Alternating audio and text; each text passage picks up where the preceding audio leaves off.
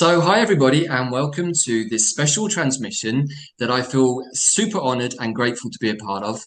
Today, I'm joined by the wonderful Heather Ensworth, astrologer, shamanic practitioner, and a clinical psychologist. And she has agreed to join me today to talk about three of her favorite goddess energies who also are represented in the astrology. Hi Heather, how are you doing? Great. And I'm very excited to be a part of this with you today. So thank you. Bless you. Yes, today we're going to be talking about Isis, Sedna, and Sekhmet as part of the 13-day journey, the return of the goddess, which is actually something that's very dear to Heather's heart. So perhaps, Heather, by way of an introduction, you could perhaps just give a bit of an overview of your connection to the goddess energy and the work that you've been doing, and why this particular kind of transmission that you're going to share with us appealed to you. Well, part of why I'm very excited to be a part of this is I truly believe that in this profound shift that we're in right now, that to move into this higher consciousness, to fully move into fifth dimensional reality and the meaning, the intention of the age of Aquarius, we need to remember and reconnect with the energies of the sacred feminine that have been suppressed or pushed underground for about the last 5,000 years. So a lot of my work across the last 25 years has been about our need to reconnect with the sacred feminine. And I've done that through about 16 years of doing women's mystery school programs to support women in particular in reconnecting with goddess energy and bringing that more fully into embodiment in the world in this time. So I'm really excited about what you're doing and glad to be a part of this. Well, thank you. And we're super excited to have you as a part of this journey too, and to open the door to, I don't know anyone else who's been looking at the asteroids of Isis and Sekhmet, but once I got into this process of investigation for this Return of the Goddess, I started to look through the wonderful list of some, I think, 14,000 asteroids there are to see if there were any other goddesses that I recognised, and sure enough, there are quite a few. Obviously, the energies of Isis and Sekhmet are well known in our world, but perhaps not from the asteroid perspective. But I know that we've got a few kind of container ideas that we want to put in maybe for people to think about. But where would you like to start with this journey today? And which of these goddess energies do you want to bring into the container first? Well, let me just preface this. I want to start with Isis, and I'll pull up some slides in a minute. I think that the asteroid belt has been, and our discovery of these asteroids has been a critical part of our beginning to reconnect with the lost energies of the sacred feminine. And as you were just saying, so many of these asteroids are named after goddesses. Right. And you and I were talking before we got on this recording that the asteroid belt is this combination of probably 5 or 6 planets that exploded and are now the debris is orbiting between Mars and Jupiter. And I believe that our discovery of these asteroids, and they're being named, so many of them, after energies of the sacred feminine, is our reclaiming those lost pieces, those fragments of the sacred feminine that we've disconnected from across the last 5,000 years. But I believe, and what I'm going to show you with the energies of Isis and Sedna and Sekhmet, is they're referencing archetypal energies of the sacred feminine that are so much bigger and more powerful than the asteroids. So let me actually share my screen here. And one of the things that you may be aware of is a book that had a profound influence on my life is Demetra George's Mysteries of the Dark Moon, where she really traces the last 40,000 years of human history in correlation with the lunar cycle, and talks about how the last 5,000 years, this period of time that we've disconnected from the sacred feminine and been in the patriarchal period, as correlating with the dark moon phase. And now we're moving out of that dark moon phase into, that's why my healing center is called Rising Moon Healing Center. Nice. We're moving into reclaiming those energies of the sacred feminine to come back into balance, come back into wholeness. But I truly believe, a lot of my uh, research and work has been in the precessional cycle, this 24,000 year cycle that we go through in terms of shifts in our human consciousness, earth changes, and I'll talk more about that in a minute. But you can see that we're meant to move through these different astrological ages, each about 2,000 years, that are taking us through a different cosmology, a different experience of our human consciousness. So these last 5,000 years have been initiated with the age of Aries, calling us into a more full experience and expression of the sacred masculine, of our sense of self as separate from connecting with the oneness and with the sacred feminine energies. The key is, as we're moving into the age of Aquarius, we need to come back into balance. We need to come back into reintegrating the sacred feminine and sacred masculine. And I truly believe Isis, Sedna, and Sekhmet are leading the way. Wow. Well, look, I think that's super interesting. And actually, as you were just saying that, it kind of made me think about the yugas, which are around 5,000 years, if I've understood that correctly. And the last yuga we've been in is the age of Kali, which is a destructive time of forgetting. Right, exactly. And the Buddhists would refer to this as the degenerate times that we've been living in, sort of the descension into chaos. But also, as I think you've just said, that we've had to go through this sort of balance of first the Lemurian, more yin energy of the collective consciousness, then the more external yang individuated energy. So it's all kind of perfect and it's all in balance. But now we're coming to the place of our story, which is how do we bring that into a place of balance? But in order to do so, we need to remember that something has left. The energy of the goddess has got fragmented and is maybe not fully whole again. And that's what we're looking at in this new, I guess, era that we're about to step into, the era of New Earth, as many of us are calling it. Oh, Davyd, beautifully said. And I think another piece of this is that, as we move through this precessional cycle, we do go, and the Yuga cycle is correlated with the precessional cycle. And the Yuga cycle talks about, the ascending phase and then the descending phase. We go through this movement into heightened consciousness, and then we begin to lose connection with that till we get into the Kali Yuga, the time of the most disconnection and forgetting. And when we know that we're going through these cycles of shifts in consciousness, part of what I've been fascinated with, and I know you've been visiting ancient sacred sites there in Mexico, but I've visited ancient sacred sites in Peru, in Turkey, Egypt. And what's fascinating to me is the last major shift in our precessional cycle of radical shifts in consciousness was 12,000 years ago. And you can see in some of these sites, particularly the Giza Plateau, where they were encoding messages for us in this time, as we've been in the time of forgetting, to remember, to come back into connection, come back into balance, come back into harmony.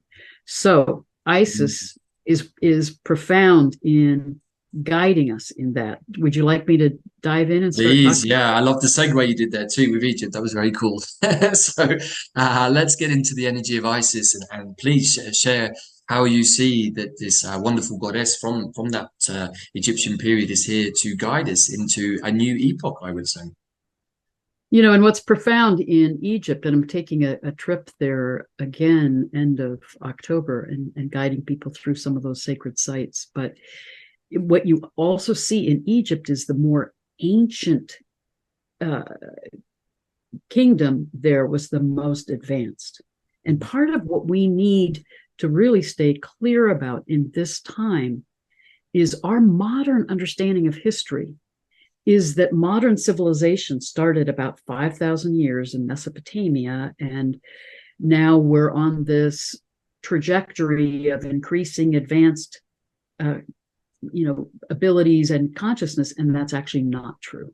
Right. And when you look at the Giza Plateau and you look at the increasing evidence that the Sphinx was built 12,000 years ago to align with the stars of Leo as they were rising at the time of spring equinox, calling in the age of Leo, you can see how much these ancient cultures were attuned to the precessional cycle and understood the shifts that it takes us through. But Isis is very associated. Well, Isis, first of all, is known as the great mother of the universe, the great mother of all that is. And in ancient Egypt, she was very associated to the star Sirius, which is in the sky near the stars of Orion, who's associated with Osiris, her partner. And there's increasing evidence by Walter Cruttenden's research and others that Sirius is our binary star. Mm. What that means is that we, like, our sun, like most of the stars in the galaxy, moves in a dance with another star.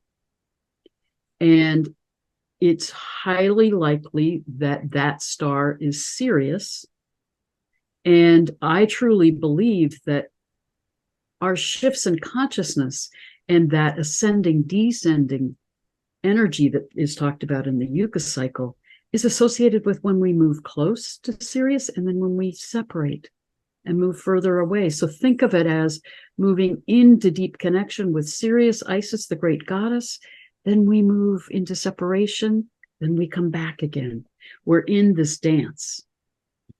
And there's increasing evidence that it's at this point where we are now, the ending of a precessional cycle, the beginning of a new one, and the midpoint, that we go through the most profound times of earth change and shifts in our consciousness.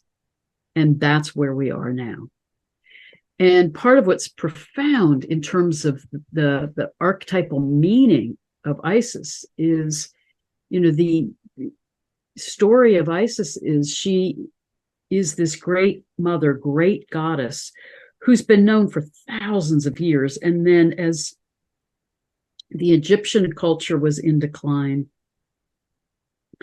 Isis, the great goddess energy, continued to morph and became Mother Mary in Christianity. So she's been with us since the beginning of time. She is the great mother, the source of life, the great mother of the cosmos. But the story of Isis and Osiris is that they were these benevolent rulers over the land. And Osiris's brother became very jealous and set out to harm Osiris, to kill him in order to have power. So already we're starting to get this sense of that, movement in our consciousness into competition, jealousy, power struggle, separation, individuation. But Set ends up killing Osiris, and Isis searches for his body, finds him, revives him long enough to give birth to Horus, who becomes the expression of new human consciousness. But Set, enraged, finds Osiris's body, chops him into 14 pieces, and Isis again seeks out all those lost pieces of Osiris, heals him, puts him back together again, can't find the 14th piece, so she creates it for him and then helps him transition into the underworld, and he becomes, the overseer of the realm of the dead. But it's really a profound description of the movement of Orion in the sky, its rise and decline, and how Isis is that energy of Sirius that's guiding us through the precessional cycle, guiding us through these times of death, rebirth, these shifts that we go through. And I think in a profound way, for me, in my own meditation and shamanic work with Isis, she is the great mother who helps us heal helps us restore the lost parts of ourselves, helps us come back into wholeness. So I really believe she is a powerful goddess that we can call on when we feel lost, we feel fragmented, we feel traumatized, we feel abandoned, and she will come and find us and heal us and piece us back together again. So she's profound, but in her association with Sirius, our binary star, she's the one that's guiding us, our solar system and our Earth, through these profound shifts that we're going through. I love what you said there at the beginning about the connection with the binary star. It's just kind of sat with me while you've just been talking about the story too of Isis and Osiris, because it would fit really well with the cyclical understanding that we have, that sort of the universe goes through these periods of light to dark, to light to dark, and that is just something that is natural and that we shouldn't be afraid of. It's part of the evolutionary cycle, I guess, of this solar system. And I'd never heard it explained that way before, but it kind of makes sense that there is always some coherent mechanism. The Buddhists always call it cause and effect. That one thing leads to another, and I firmly believe that. But working with plants and working with nature so much, we see this in a much more kind of micro version, which is the seasons. That everything has to go through a process of death and rebirth, and then coming back to life again. And yes. I love the fact that you were talking about Isis as the healer there, because as we were talking about a little bit off camera, one of the trackways we've been working with is the Stellar Nations, and working currently starting on August the 30th, the blue moon, as we commence the return of the goddess, we're looking at the energies of the female serpents. And we can see clearly that both of these beings are working with the female serpent energy, which is healing. And I guess in the case of Osiris, he's working with the male serpent energy, which is really coming from the Melchizedek line, which is about the creative forces. But when we put the male and the female together, you need both the creative inputs, but you also need the space, the womb in which that can be manifest. And so that's really, I think, on many levels where the masculine and feminine energy need to be balanced to meet in harmony. So I love this image, and we can see, as we were talking about before this recording again, that we love going to sacred sites, and we can see this imagery in lots of different nations, particularly in Egypt, in Central and South America, but also India, of course, very connected to the male serpent energy of Shiva. And so I think this is a really interesting another layer that we can look at here. But I love also the story of the fragmentation, because that's a big part of the goddess story as well, right? Well, and part of what you're saying about the importance of that integration of the sacred feminine, the sacred masculine, is so portrayed in the incredible, beautiful partnership, relationship that Isis and Osiris had with each other. And part of what's interesting in ancient Egypt is, for them, the circumpolar stars, the stars that never disappear from view, reflected the energy of the goddess, the sacred feminine. The stars, like Orion, that rise and fall, that appear and disappear, carry the energies of the sacred masculine. So it's immortality, mortality.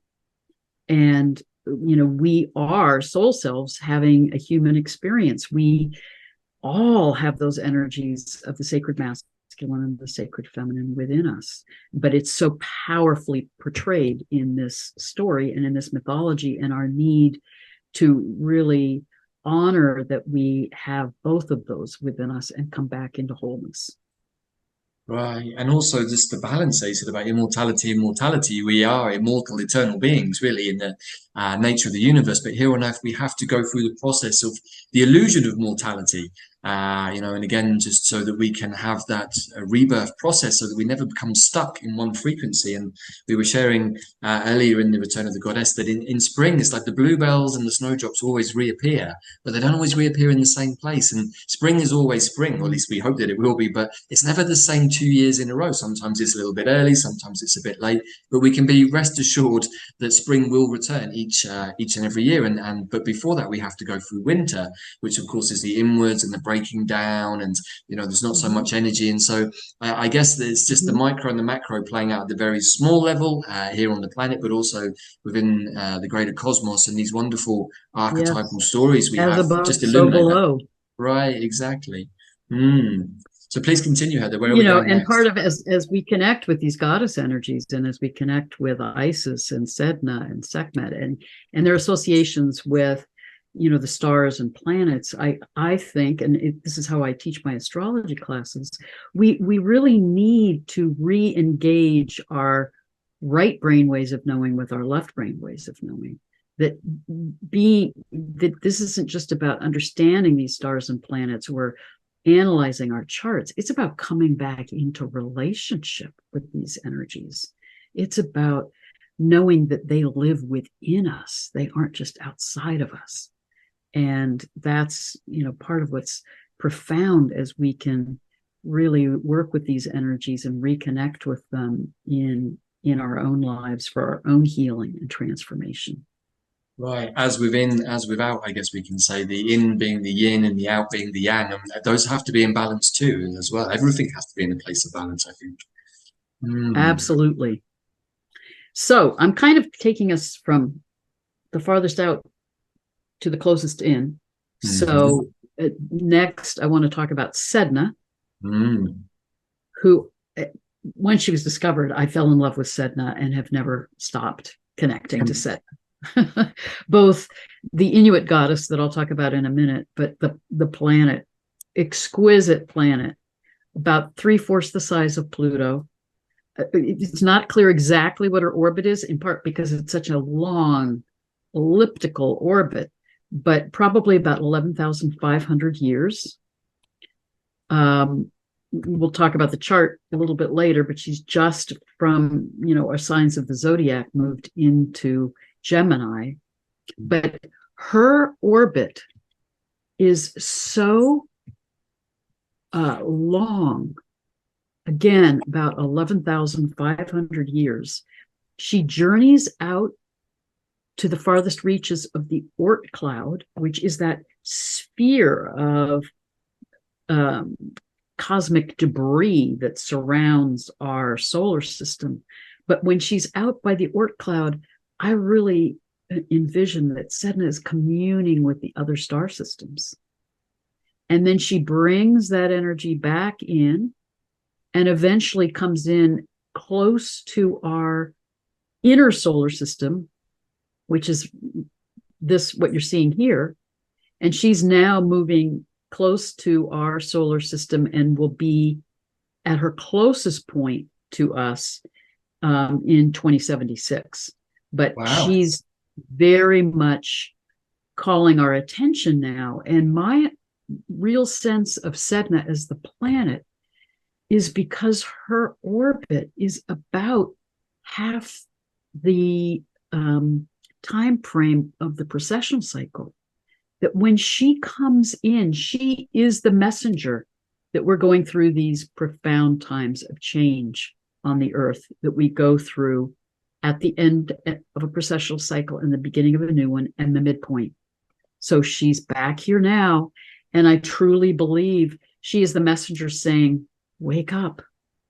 Remember, you're in a profound time of shift, both in terms of transformation of the earth herself, but of our consciousness. And this story of Sedna, I love this image, this painting by Susan Seddon-Boulay of Sedna, the Inuit goddess of the deep sea. The Inuit people, most likely, the archaeological evidence would indicate that they date back to 12,000 years ago. So again, they carry some of this more ancient wisdom that we're needing to reconnect with in this time. And you probably know this. Are you familiar with the book Hamlet's Mill? I'm not sure that I am, actually. Oh, brilliant book where these two professors look at how all the ancient stories and myths are encoded with information about the movement of the stars and planets. I mean, our oldest known written myth, Inanna, is all about the Venus cycle. But my sense is that this Inuit story of Sedna, goddess of the deep sea, was encoding their awareness of these profound shifts that Sedna, the planet, guides us through. But the story of Sedna, if I can do the thumbnail version, please go ahead, is a story of spiritual initiation. Sedna is a maiden in her Inuit village who doesn't fit the conventional ways of doing things. Her father wants her to marry so that she'll bring a new fisherman into the village to help support the family in the village, to have the fish and food and resources that they need. And he keeps bringing suitors to her, and she keeps, no, that's not my path. And doesn't fit the conventional ways of doing things. Finally, one day, a stranger comes into the village, hooded and kind of mysterious. And she feels this energy within her, and she says, I need to go with him. So Sedna goes with this mysterious stranger, leaves the village. He takes her off to a distant island, and then he pulls back his hood and reveals himself.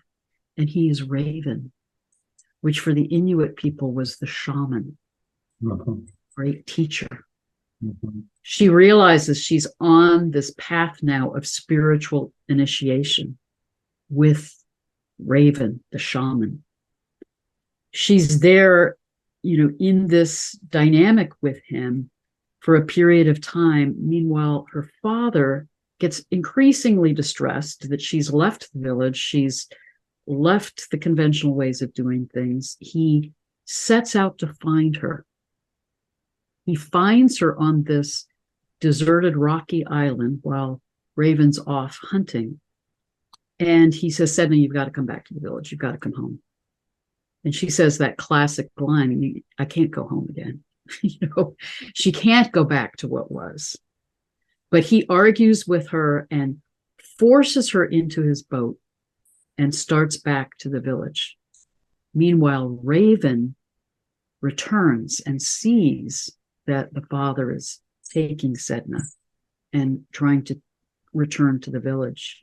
So he touches his wing to the ocean and sets off this huge storm. Well, the father becomes terrified. He realizes this is Raven, and he's defied the great shaman. So he tosses Sedna out of the boat into the stormy sea. Sedna, terrified now, tries to grab hold of the side of the boat, and the father, in his terror, hits her hands with his paddles, breaking her fingers, and her fingers disappear beneath the surface of the sea and become the seals and the whales. And Sedna realizes there is no safety in the boat. She can't try to cling to that sense of security.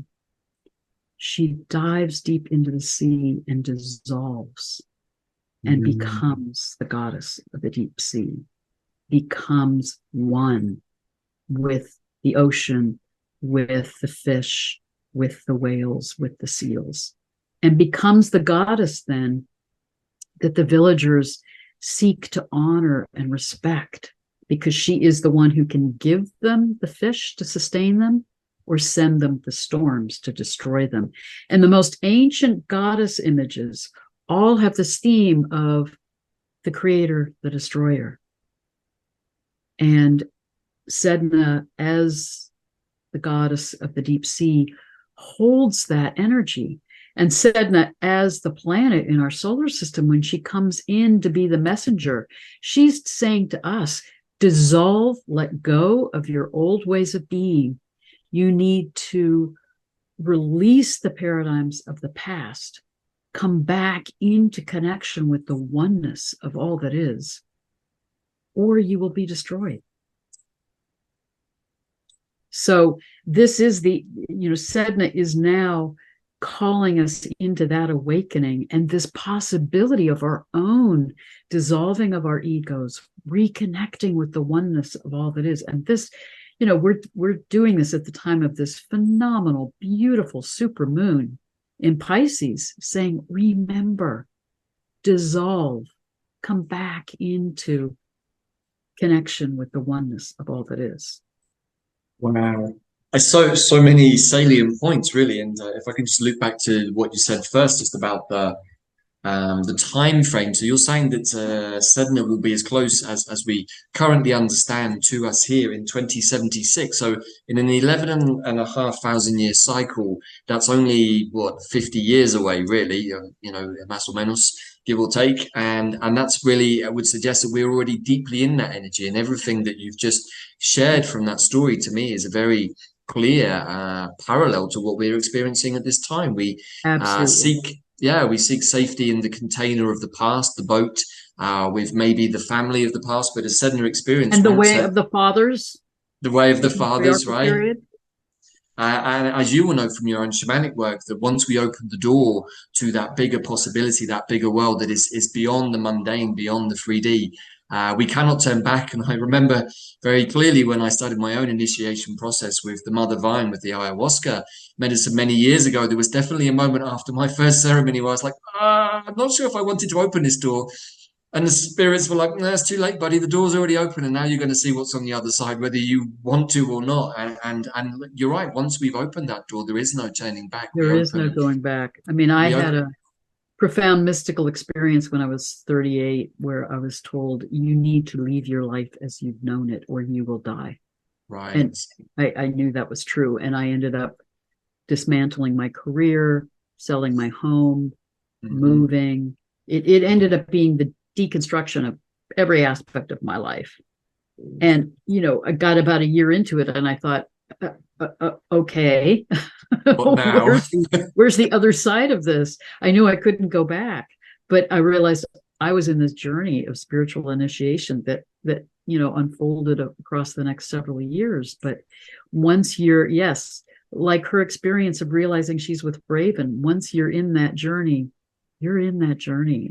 And I think the Sedna story tells us how we have to let go of our ego's longing for control and certainty and a sense of what's the destination, what's on the other side of the transformation. We have to surrender and trust. right. And what I also love is that analogy of letting go and dissolving into something much bigger and being okay with that, because part of the tendency for humans is to want to know that everything is going to be okay, that the security, and we've been joking about this quite a bit over the last few days, with the energy of the goddess, she really requires us to let go and surrender. But because we've been in such a strong yang patriarchal energy for so long, there was a tendency for control, and we want to let go fully, but somehow just have a little backdoor security in case it doesn't quite work out, or something's not going to go ahead. And so that's where the goddess often chuckles. It's like, well, you think you've let go, but really you've set up another backdoor mechanism in case it doesn't work out. So by default, it's probably not going to work out because you're not in the place of trust. And so we have these kind of Yes. paradoxical ideas to work with sometimes, that just at some point require us either to be forcefully pushed out of the boat, or to let go. And in another great hero's journey, which is a movie many of us will know, the great Star Wars trilogy, there's the scene where Obi-Wan Kenobi lets go, and he says that by letting go, I'm going to become something much more powerful than you can even imagine, Darth Vader. And he goes into the collective energy of the Force. So these stories are universal stories, and of course Lucas They very are much channeled universal. them. Yeah, Absolutely. And I think it was Carl Jung that said, when you're falling, dive. And I think that's so much, Sedna, I really have that sense in that story when she realizes I can't cling to the boat. There is no safety there. I can't go right. home. She surrenders and dives beneath the waves into the stillness of the ocean and finds herself expanding into this Right. new way of being that she never could have imagined. And that's our opportunity now, if we trust the process we're in. And part of what's been profound for me as an astrologer, and I'm sure you've experienced this too, Davyd, in your work with people, there's so many people that are awakening, that are healing and awakening and expanding their consciousness. But we're also seeing on the planet people that are trying to cling to the boat, or the fathers in the boat trying to cling to the old forms and the control and the power over. And that's only going to lead to turmoil and destruction. But when we can surrender and trust and open to the profound shift that we're called into in this time, it's leading us to something beyond our wildest imagination. It really is, and that's so well said there, Heather, because there's a tendency, I think, in the collective at the moment to want to hang on to what they believe is secure, the matrix, the old paradigm, the old banking financial systems, and even though in our hearts we know that all of that stuff didn't really serve us, it's like sometimes it's the better the devil you know than the devil you don't, and it can feel a little frustrating maybe for some of us who are already going with that energy and saying, hey, I'm ready for something different. I don't want to be a part of that. Maybe we've been saying that for several thousand years, some of us, much to our frustration. But now it seems that spirit and planets like Sedna and the goddess too are taking a much more forceful hand in things. It's like, no, that epoch is coming to an end. It is coming to an end. And the only thing that we can ever be certain of as Scorpios is change. I love that constant that we have is change. And I think that is why Scorpionic energy is so important, both in the zodiac, but also at this time, because they are the engineers of change, I would say, and planets like Sedna are showing us that if we can let go of the boat, mum and dad's, apron strings, we can say, and mum and dad really are the matrix in many ways. Humanity is about to shift from being an adolescent or a teenager into young adulthood. But in order to do that, we have to leave home at some point and stand on our own 2 feet. And, being within the security of the home offers many things, but it doesn't really give us perhaps the freedom that by the time we're 18 that we're craving. And I would say that humanity is also in a very similar process, and not to necessarily put our parents into the same bracket as the Matrix or the old paradigm, but we can use the analogies, I think, in a similar way. So I love that story and the way that you shared it there, because it is very much where we're at. And if we can let go into the greater abyss of the sea, we can say, we might be surprised at what we might find, and that it's actually better than what we've been experiencing before. But we have to have that trust and that ability to leap, right? Oh, beautifully said, Davyd. Beautifully said. And you and I, we were talking before we got into the interview about how the plants are trying to guide us in that. The animals and their wisdom are trying to support us. I mean, one of the people that I really respect and love is Elizabeth Sahtouris, who's this evolution biologist, who's basically describing how any species, as it matures, moves from competition into interdependence. The plants know that. The animals know that. We humans need to grow up and mature and really move into that deeper understanding. We've held ourselves separate, seen ourselves as superior, but we're not. And part of this shift is not only dissolving and expanding into higher consciousness, but coming back into reconnection with the sacredness of the life on the earth, and coming back into that ancient wisdom and understanding that everything is a part of that oneness. And we need to remember how to come back into right relationship with the plants, the animals, the earth, everything around us. And Sekhmet is guiding us. I've been to the Sekhmet temple, and I've met the energy of Sekhmet back in 2010. It was actually part of my own wake-up call during the spring equinox of 2010. Yes, I was on a journey with a group, a spiritual group. It's the first time I'd ever done anything like that, and it was an incredibly profound experience. But one of the most profound experiences was going to the Sekhmet temple, which I think is a Karnak, if I remember correctly. Yes, that is correct. So please share more about this energy, which I know so many people connect with. She is very much in the collective consciousness these days. Well, and I too had a profound experience with her there at the Karnak temple. I mean, she is such a powerful and again very ancient goddess, daughter of Ra, who in ancient Egypt is the sun god. So Sekhmet was known as the mighty one, powerful one, very much holding a lot of energy of healing. But again, like these ancient goddess archetypes, healer and potential destroyer. Right. So she was the daughter of Ra, the sun god, and the protector of Ma'at. Ma'at, we think of her as a deity, but really in ancient Egypt, Ma'at is the principle, that energy that runs through the cosmos, that is about everything is meant to be in right harmony, right balance, right relationship with everything else. So I really see Ma'at as very much connected to the energy of Libra, right Yes. relationship. Well, it's the scales, isn't it, where we get our soul's way to see whether we have lifted off the burdens that can weigh our souls down, really. And I love that, and I think it's very much a part of the shamanic journey is when we go to get our soul's way. Do we still have too much weight, too much ballast that we need to let go of, or are we starting to lift? And so I think that's a very important aspect of the Libra energy is Ma'a as well. And what you're saying is so profound. And you and I were talking about this also before, that we can't move into this higher consciousness without healing.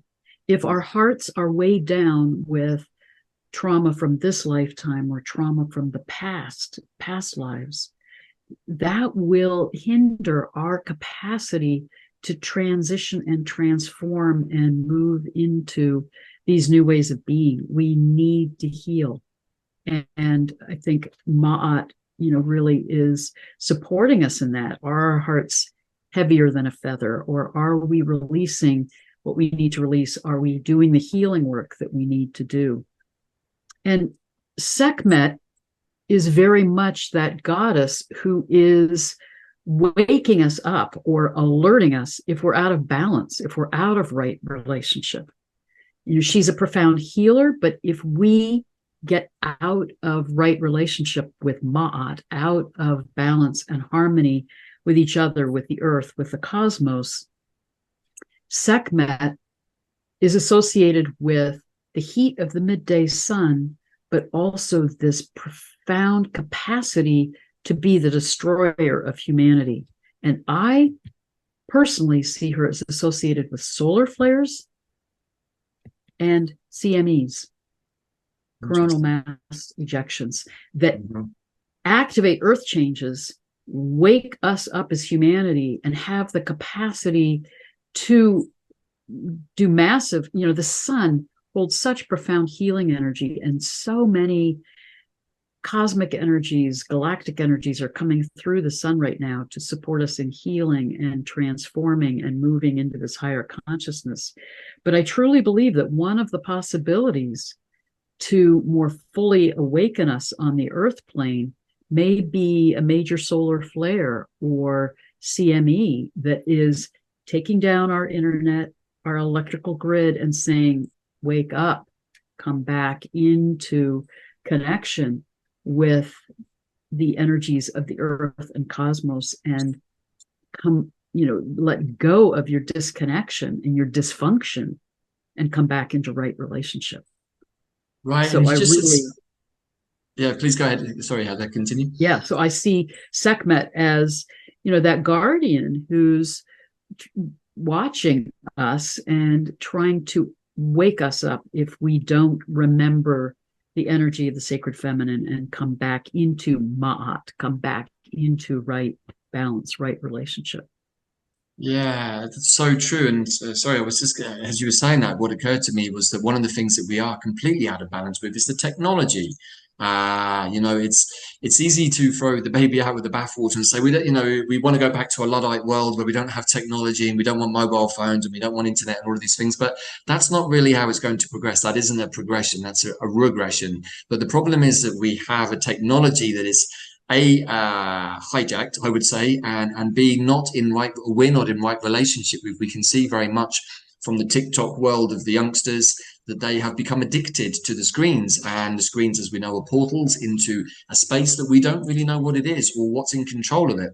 And so perhaps we can say that Sekhmet is the guardian of that, by if we understand that solar flares and CMEs can actually cause the current grid to be knocked out, then maybe that's something that we need. And I wouldn't say I'm necessarily a Star Trek fan, but I do like my science fiction. But one of the recent series, the more recent series of Star Trek, is interesting because they use the mushroom technology as a spore drive, which I think is interesting to travel through the universe. Wow, but also what they encounter at one point is a sentient planet that is, I guess you could say, a little bit like Mother Earth, but much more etheric. And she infuses her consciousness into their spaceship. And so the spaceship becomes alive with the consciousness of this planet, and it actually kicks on their technology into a new place, which doesn't necessarily involve them having to put chips and stuff into themselves. And I've sat with that because I think sometimes some of these series, and many people have said that Gene Roddenberry was an avatar transmitting information from our cosmic future selves, which I think is also an interesting idea. But it's also given me some hope that the technology can be brought back into balance. And, I've been blessed enough by some of my teachers to understand that there is a consciousness or a spirit in everything, including the technology. And on a couple of occasions, some of the technology has communicated and said that we're also enslaved by another energy that is somewhat hidden I think for the majority of the population, but is certainly coming into the shamanic awareness of some of us at the moment, is that there is an energy that is behind everything controlling. We could say that it's artificial intelligence, but what is that even? I don't necessarily think that that is the ultimate picture, but perhaps a big part of this story is that we need to come back into right relationship with the direction that technology is going, because it is a part of the future, because we are moving into the age of Aquarius, whether we like it or not. And I think that that's a really important point for us all to start getting used to somehow. Except I would have one change from what you're saying. I really love what you're saying. I feel that as we're moving into the age of Aquarius, we can move into the deeper intention and meaning of the age of Aquarius, or the shadow side. Yes. And from my perspective, the shadow side will be an over-idealization of technology, of AI, and transhumanism. Yeah. And that will lead us into, I think, the destruction of humanity, and ultimately the earth will have to go through a reset to wake us up, and Sekhmet will call us back into balance. I think the capacity with the age of Aquarius is not about technology. I think technology and the internet and what we're exploring are the training wheels to help us remember the capacity of our consciousness. That I think when we glimpse some of these ancient cultures and their technology that's far beyond our understanding, it wasn't about materialism. It was about consciousness and an understanding of energy, and an understanding of how to work in harmony with the energies of the earth and the cosmos. Our technology tends, and so much of our technology in terms of combustion engines and what we do is about destruction, not about a collaboration with the creative energies and the consciousness of the cosmos. That's what we're capable of in the age of Aquarius. And I think that what you've said there is really important, actually. And just to quantify, perhaps the word technology is something that we're going to understand differently in the future, because as many of us understand increasingly so, that when we work at the quantum level of technology, it's different. And, like we're going to hear from our wonderful brother, Randy Hatton, talking about his connection to the water. Yeah, the water technology is that it's still technology, and it probably will in some format still need a 3D counterpart. But the intention and the energy behind it is going to come from a very different place. It is not about transhumanism or about the extraction of more and more materials from the earth, but a different type of technology that perhaps is infused with nature energy, with goddess energy, and energies from other parts of the universe. So I think that it's a reframing of that balance, perhaps, is a more correct way to explain that. So, yeah. Beautifully said. And I think Randy is much more along. His work is beautiful. It's amazing. And to me, it's much more in alignment with the work of Tesla, with the work of Victor Schomburger, who understood how you work in right relationship, work in concert with the energies of nature and the cosmos, not at odds with it. And this is where the plants come in. We've been talking for a while now, and increasingly myself and my herbal brother, Pete Jackson Main, have been looking at the energetic quantum abilities of plants like the elder tree, which is a neuroimmunomodulator, which can communicate with any aspect of our field, our spacesuit, our body, without us even being aware of it, and can identify by communicating with the other beings that make up this physical vehicle, and they can say, well, what's wrong with Davyd, or what's wrong with Heather? And the body will say, well, he's a little bit out of sorts, he needs something here, he needs something there, and elder will get to work. And as Pete beautifully pointed out when we did that immersion, is that for some people, they'll take the elder medicine, and this could be many medicines, including most adaptogens like tulsi and dandelion, but some people will take the medicine and vomit. Some people will take the medicine and need to go to the toilet for the lower pathway. And some people will take the medicine and have no effect at all. And yet it's the same medicine. And what I think is really remarkable here, as somebody who works a lot with poison plants sometimes, is that actually when I've had occasions when plants have tried to show me something, and I've eaten poisonous mushrooms and all kinds of things, and I've had those moments of sort of human panic and say, oh, am I going to die? And the plants are like, of course not. We want to show you something about our medicine and our technology. Why would we kill you? That doesn't make any sense to us. You're too important with the work you do sharing. You're kind of our messenger, so we don't want you to die. And that kind of completely reframed my whole understanding about many things. And then, also having been a Buddhist student for many years, and all of the stories of how the lamas can alchemize and transform poison, I often wondered how they could do that. And through the work with the plants, I've fully come to understand that when we work at the quantum level with the intelligence of the plant, and we can communicate with it, it doesn't want to kill me. Now, I wouldn't recommend going out and eating lots of poisonous plants from the forest, everybody, because there are some things that can kill you really quickly before you even realize. But generally, I love this idea because the plants are trying to get us out of this more 3D centric view, which Western medicine, unfortunately, has locked us into, and get us into a much more expansive view of consciousness, in that we can communicate with anything. And we talked about this again before we hit the record button, but the plants really, in many ways, and as Zach has wonderfully talked about in some of the interviews we've done with him, are the bridge between the sort of the more mundane 3D consciousness that we're locked into, this that everything I see is all that is, into a world that's like much more expansive. And part of the journey with the goddess is to remember that we can manifest from those 5D, 6D, 7D places down. But if we're in 3D trying to manifest up, it doesn't really work. It's the wrong way around. But that's what we've been programmed to believe, because the people giving us that programming already know that secret and they're using it for themselves. But they don't want us to. Otherwise, we'll be on a level footing with those people, which again is where I think the energy of Libra comes in. So, everything is always in balance. And I'll just flip to the chart in a minute and talk more about Libra. But part of what you're saying that I think is so profound is also, as we work with the plant medicines, we work in relationship with the energies of the planets or the stars. As you and I have talked about, it's so critical that we're in right relationship with them. It isn't about how do I use this plant to get me into this experience. It's, when I did my first ayahuasca journey, I spent months before that journey attuning to the spirit of ayahuasca, being in relationship with it, developing a connection. Like, this is who I am. I want to know you. I want to be in relationship with you. It's about respect. It's about coming back into that kind of reverence for the consciousness of the plants, of the planets, of the cosmos. Then we're in a right place to open to their wisdom and their transformation and transmutation. We're not trying to use them as an object, again, coming from that old paradigm of power over control, exploitation. We're coming from a place of love and respect and reverence. I couldn't agree more. And I think the phrase that I've often used in relation to this, Heather, is working with rather than using. And I think that when we work with the plants in this way, it's a co-creative experience that can only keep expanding. One of the most beautiful, blessed things I've learned from the plants in the years that I've been working with them is that through working with humans, they also get to work with each other. And, I've seen that time and time again by working with plants like sacred basil or dandelion. Sacred basil is the keeper of the book of souls and soul contracts, but dandelion is a time traveler.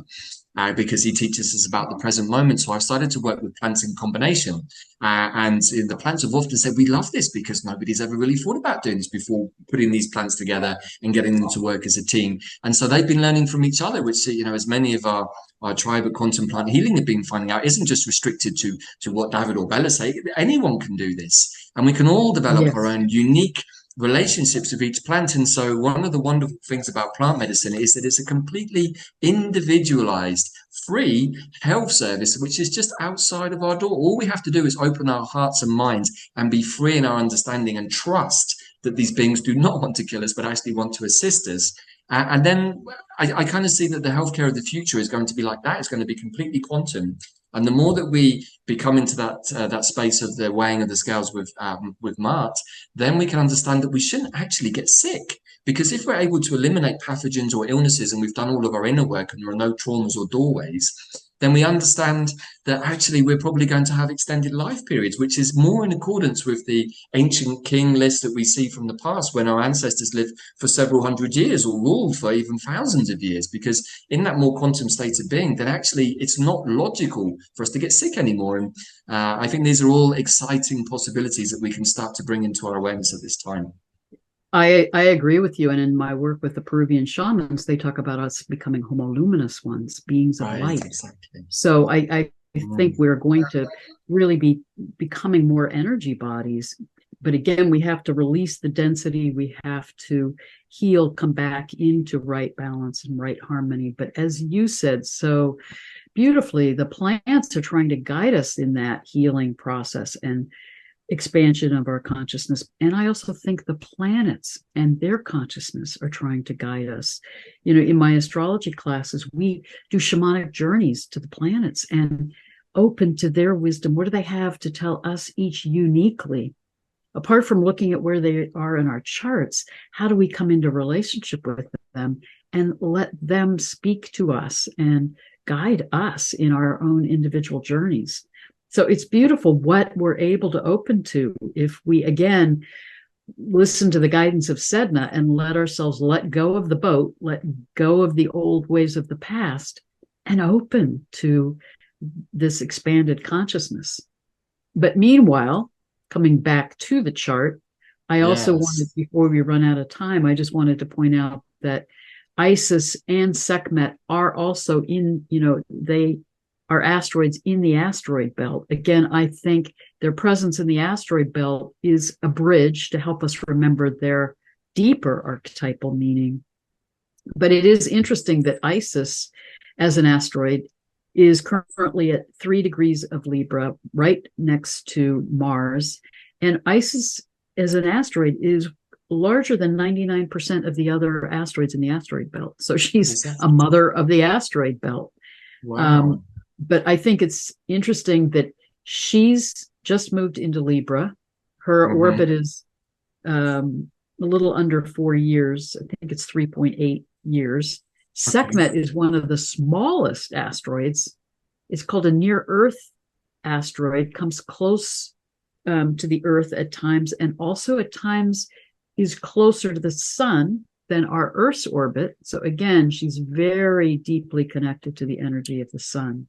Wow. And she's currently at 20 degrees of Libra, meaning she's conjunct the asteroid Ceres and in conjunction with the South Node, all in Libra. Interestingly enough, Osiris, Isis's partner, is at 24 degrees of Libra now. But I think it's profound that you've got Sekhmet, Ceres, Osiris, the South Node, and then Haumea at 29 degrees of Libra. So this energy of Ma'at is really calling us to wake up, not only in how we need to come back into harmony and balance within ourselves, but in relationship with the earth. Wow. Yeah. I mean, I was looking at some of this astrology with our friend Kelly Hunter the other day, and we were just commenting about how the South Node was sandwiched perfectly between Ceres and Haumea, and we kind of did a bit of a dive on that. But now we're bringing in the energy of Sekhmet, which, as you said, does have this very powerful energy. In fact, I remember one very strong ceremony I did working with the sacred fungi where she visited me, and I don't remember exactly what followed suit afterwards, but I do remember that the whole vision I had was of Sekhmet bathed in blood, and it was pure carnage. It was like some battlefield of some description, and I was shocked by this kind of vision. And she said, well, what do you think that, as an agent of destruction, what do you think I get up to sometimes? And I was like, I don't know, I didn't quite envisage this. But she said, you have to understand, this is also part of my energy, is that sometimes we need to flatten the field and start again. So what you're saying is so important, because and I know you've talked with Kelly about this also, but I think it is incredibly significant that Pluto has been squaring the lunar nodes, will continue to square the lunar nodes through the end of the year, is really saying to us, Pluto is the planet of transformation, and is saying this is a karmic choice point. We need to come back into balance, come back into that energy of Ma'at, of right harmony, in order to move in to a radically new sense of ourselves, North Node in Aries, conjunct Eris Xena, guiding us to move in radically new directions out of the paradigms of the past. And if we don't, I think Sekhmet is guiding us to remember that 12,000 years ago, again, that last critical point in the precessional cycle was the end of the Younger Dryas, the massive floods, earthquakes, volcanic activity that basically annihilated most of the life on the planet. It went through a cataclysmic reset, guiding us back into a rebirth. And, humanity had to begin again to be on this journey of growth and evolution. So this is the choice point that we're in right now. We can choose, like Sedna, to release the paradigms of the past and move into this radically new way of being and higher consciousness, or we can cling to the boat in the paradigms of the past, try to stay in control, keep functioning from that place of separation and ego, and really be on a self-destructive path towards another cataclysmic reset. And I truly believe then Sekhmet can bring, as we're moving into the time in the solar cycle of increasing solar activity, that she will wake us up with a major solar flare or CME.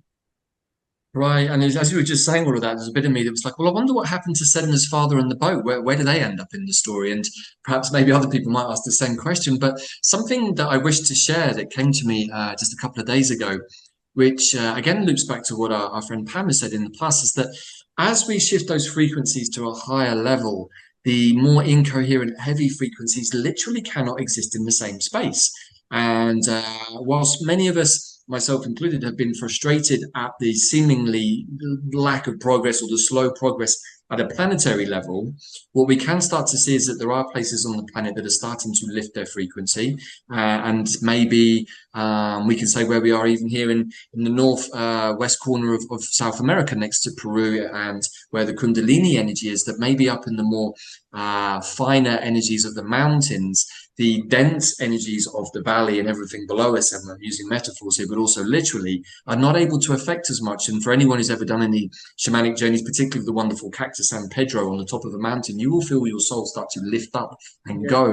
And I love the mountains for that reason, because we have the ability to see vast horizons, which again is another part of many shamanic medicines. And having done also ayahuasca in the Amazon and being in that very, very dense energy down in the sort of almost like lagoon, it's a very different experience. And, I would like to see, right, exactly. And I would like to suggest that perhaps the more upward energies of the mountains and the cactus is perhaps more where we want to go, rather than going continually down into the depths. And the reason I share this, sorry, 1 second there. The reason I share this is that I would like to suggest that, if people say that the world never changes and the system is always in control, I think what we're going to see as the next year or two unfolds is that there will still be places on the planet that are playing out that old dynamic of war and division, but the rest of us are going to go, are you still over there? Didn't get the memo, right, that we've all moved on? And they're still going to be rattling their cages and saying that another situation is unfolding, or that we're going to burn alive, and this is the hottest year ever in the whole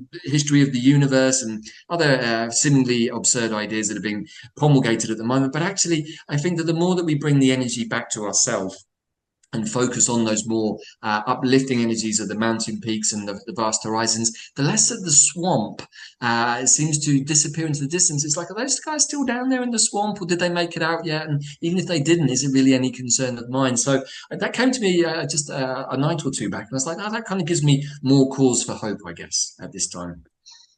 I love it. I so get what you're saying, except I would modify it a little bit in that my sense is, because so many of us are awakening, that if enough of us, Rupert Sheldrake talks about the morphogenic fields, that if enough of us wake up, that we can shift the collective. But I also think that this is a karmic choice point, individually and collectively, and that those of us who are healing and awakening, whatever happens with other people's choices, there potentially may be a dimensional divide where we transmute with the new earth And others may choose to stay in third dimensional reality and go through that cataclysmic reset.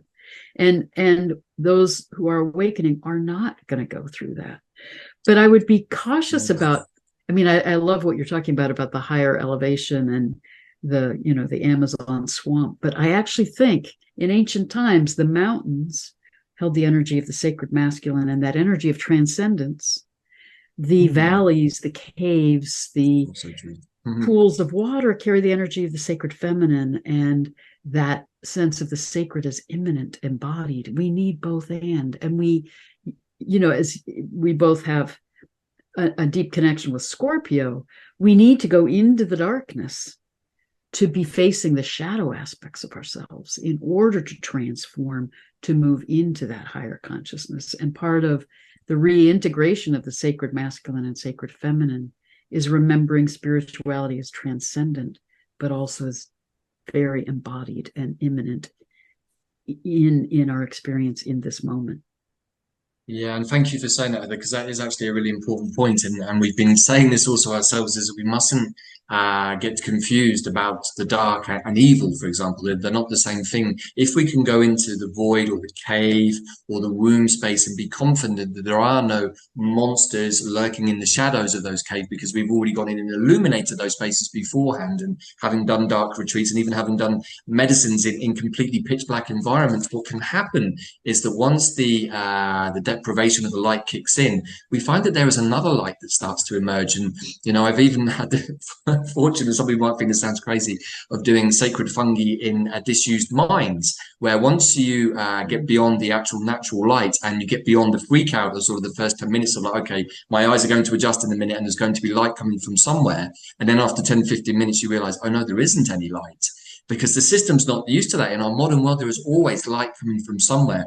But when you go into a dark space in the earth, or a dark retreat, or even into a temescal or any of these kinds of shamanic spaces, and you're completely in the darkness, if you've done your inner work, you have nothing to be afraid of in the dark. And actually the dark, as Scorpio will tell you, is our friend. But if we haven't done that work that we were talking about at the beginning and illuminated the shadows in those dark spaces, then perhaps we are going to have some challenges, which is exactly where our mother vine ayahuasca steps in, because she helps us to see those things that we will be confronted by at the transition point between life and death. So, you're absolutely right. We shouldn't be afraid of the caves. We shouldn't be afraid of the dark spaces. What we should be looking at is to see whether there is anything in those spaces that we need to illuminate within ourselves, or in the case of the jungle analogy, whether we're really working with stagnant water that is not flowing. So I think that's a really important point, and thank you for sharing that. But as we come to the final sort of few moments of this wonderful discussion, Heather, how would you like to share a sort of a final conclusion with our audience for today, how you see these energies of Isis, Sekhmet, and Sedna in the current astrology and the chart that we just looked at? How can you suggest to people that they can work with these powerful goddess energies through the asteroids in their own natal charts? Is there anything you'd like to share? I do believe that they can look at where those energies come into their chart and how those energies can guide them individually, and looking at where they may be out of balance, out of right harmony, where they need to tune in, particularly with all those energies that are conjunct the South Node. That, I think, is very much Pluto's applying to the South Node, saying, what do you need to transform in your own life, physically, emotionally, spiritually, energetically, to come back into balance? What are the patterns from the past that you need to let go of? What are the shadows within yourself that you need to face? And, when the lunar nodes were in Scorpio Taurus, I think a lot of that was guiding us to face those shadow aspects of ourselves and of our collective. And now, as if we've been working that, these energies in Libra help us come back into balance, help our hearts become lighter again. But I'd also encourage people to step beyond the chart and really meditate, or do a shamanic journey, or begin to connect with the star Sirius, begin to just tune in and connect with Sedna, or connect with, I truly believe it's really powerful right now to connect with the energies of the sun, and through the sun, the galactic center, our source, to be aligning with the cosmic energies that are coming in right now, and the solar energies, to be transforming us. And Sekhmet can help us do that and can alert us to when we're getting out of balance in a more gentle feline way. Yeah. So she doesn't have to get to that drastic measure where she breathes fire and becomes the destroyer to wake us up. Yes, thank you, Heather, for that. I think that's, a wonderful way to conclude. And also just to add my own final thoughts on that, you're so right. This is a choice point, and many of us have been saying that for a while. And, at the risk of sounding like a stuck record, it's the right to ascend is not a God-given one. It's one that we have to make a choice for ourselves. And I would suggest that humanity en masse has been kicking the collective can down the road for a while. And whatever we think about the mechanisms of the last 3 years, when I asked my own higher guides, particularly Archangel Michael, he said, look, the light always does its job, but sometimes it has to work through the dark, and it's happy to let the dark do its dirty work for it. And we could understand that some of the processes of the last 3 years have been designed or allowed to unfold because humanity needed to be pushed to a choice point. Are you going to continue being distracted and addicted, or are you going to start questioning what is going on for you and why you're giving your power away to so many other beings? And there are so many absurd ideas from the last few years, which is even a simple one is like, how can anybody else know more about our own health than us? We've been literally taken down that path and told that many other people know much more about our own internal workings and health because they have letters after the name or certificates that can prove that, and yet they've never met us. And I've been living with myself for 40 something years now, and I feel like I know myself a little bit better than the guy that I just met 5 minutes ago at the medical facility, right? So the more we sit with these ideas and question them, the more, certainly from my own point of view, and I like to meditate with my plants a lot, I'm like, these ideas are literally ludicrous. Why have we been allowed to believe these things? But this is the choice point we're at, is do I start to take control back from myself? Do I choose which kind of medicines I'm going to allow into my body, or which types of intelligence I want to work with? And with Humea being at that beautiful 29 degrees of Libra, being squared by Pluto, we have this wonderful goddess of fertility and abundance who wants to go into that new space of Scorpio again. I mean, she's already gave us a little flavor and she's bounced back into Libra. It's like, well, I thought we were ready to go, but we're not quite in balance. So we need to go back and have another look at this. I know we've got Pluto to help us out. We have the nodes also to help us to make sure that we really are in that place of balance. But as those energies start to shift out of those squares that we've been in for most of this year, I think that Humea is going to be ready to shift into that sort of, again, that space of Scorpio and that process of death, but most of all rebirth. I think we should be focusing a lot on the rebirth, but we have to go through that space, first of all, that void space of breaking down, which again is where Ceres is the sort of one of the goddesses who looks at what's in the soil, which is also including the mycelium, which can also include the fungi, of course. And one of the properties of fungi, sacred or edible or any other kinds of fungi, is to break down and decompose. So as you all know from your shamanic work, certain medicine plants are designed to do certain things. That is their gift that they offer us. And the sacred fungi are one of the ones that break us down and get rid of that sense of self, get rid of the masks and facades that we've been wearing to the rest of the world, and allow something different to emerge, which, dare I say, when it emerges out of that pure creation space, it's more likely to be a truer aspect of ourselves, right? Oh, beautiful. And they also remind us that the whole forest is interconnected beneath the surface. Yeah, it's the wood wide web. And we have to come back into that remembrance of our reconnection. And my sense of the meaning of the age of Aquarius is the sovereignty of the self in the sanctity of community and in unity with cosmic consciousness. So it is about that sovereignty of the self, but in connection, collaboration, right relationship with each other, with all that is, and remembering our oneness with all that is. And that's the choice point that we're in.